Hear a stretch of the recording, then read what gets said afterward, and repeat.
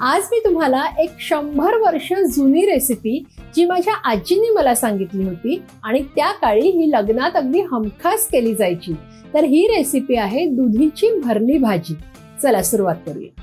दुधीची भाजी करण्यासाठी सगळ्यात आधी आपण दुधी सोलून बारीक चिरून घ्यायचं आहे। अशा प्रकारे दुधीची आपण सालं काढून घ्यायची आहेत। ही जी सालं आहेत ह्याची सुद्धा चटणी केली जाते। तुम्हाला जर ती रेसिपी बघायची असेल तर नक्की सांगा। हा जो दुधी आहे तो आपण साधारणतः बारीकच कापून घ्यायचा आहे। अशा प्रकारे हा जो कापलेला दुधी आहे तो लगेचच पाण्यात घालून घेऊया। इथे मी हा कुकर घेतलेला आहे। तुम्ही जर नॉर्मल आपल्या कढईत किंवा भांड्यात शिजवलं तरी सुद्धा चालेल। ह्या भाजीला तेल सुद्धा जास्त लागत नाही। 1 टेबलस्पून एवढंच तेल घेणार आहे मी। तेल गरम झालेलं आहे। आता ह्याच्यात मी अर्धा टीस्पून हिंग घालतेय। आता जो दुधी आपण पाण्यात भिजवून ठेवला होता तो घालून घ्यायचे। अर्धा टीस्पून हळद घालतेय। 1 टेबलस्पून काश्मीरी मिरची पावडर जी अजिबात तिखट नाहीये ती घालते। चवीप्रमाणे मीठ आणि चवीसाठी 1 टीस्पून साखर। आता हे सगळं एकदा व्यवस्थित मिक्स करूया।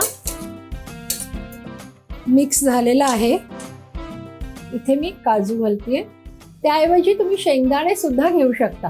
कच्चे शेंगदाणे 4 ते 5 तास आधी भिजवून ठेवायचे आणि त्यानंतर ह्या भाजीत घालायचे। दुधी ही भाजी अशी आहे ना की ज्याला पाणी सुटतं।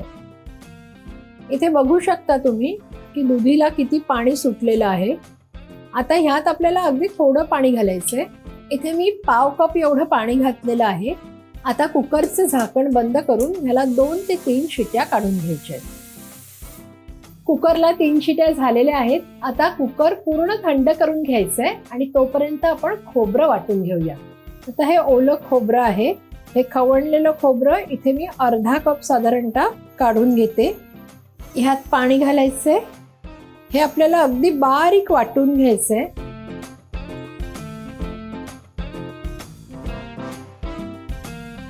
हे असं बारीक खोबरं वाटून घेतलेलं आहे। याच्याऐवजी तुम्ही नारळाचं दूध सुद्धा वापरू शकता। कुकरची वाफ गेलेली आहे। आता कुकर उघडून बघूया। खूप छान अशी शिजलेली आहे। दुधी सुद्धा शिजलाय आणि काजू सुद्धा छान शिजलेले आहेत। आता मी गॅस ऑन करते। हे बघा यात आता थोडंसं पाणी आहे। आता भाजीची कन्सिस्टन्सी आपल्याला जशी आवडत असेल त्या प्रमाणात आपण हे पाणी ठेवायचंय। थोडंसं हे पाणी आटवून घेते। आता यातलं पाणी थोडं कमी झालेलं आहे। मी गॅस बारीक करते आणि जे खोबरं आपण वाटून घेतलेलं होतं ते घालून घेऊया यात। आता ह्याला 1 उकळी येऊ द्यायची आहे आणि आपली दुधीची भाजी तयार। तुम्हाला माहितीच आहे की दुधीचे अनेक फायदे आहेत। दुधी हा पचायला अतिशय हलका, उन्हाळ्यासाठी शरीराला तो थंडावा सुद्धा देतो आणि अत्यंत पौष्टिक असा हा दुधी। पण दुधीची भाजी बऱ्याच वेळा खाल्ली जात नाही। तर ही दुधीची भाजी ह्या पद्धतीने जर केली तर सगळे नक्की खातील। तुम्ही पाहिलं अगदी बेसिक मसाले, मीठ, मसाला, हळद आणि हिंग एवढेच पदार्थ वापरून ही दुधीची भाजी झालेली आहे। खूप चविष्ट लागते। तर ही भाजी नक्की करून पहा। कशी झाली आहे ती मला कळवा सुद्धा। आणि अशाच छान छान आणि सोप्या रेसिपीसाठी रुचकर मेजवानीला लाईक, शेअर आणि सबस्क्राईब करा। आपण पुन्हा भेटतोय पुढच्या भागात।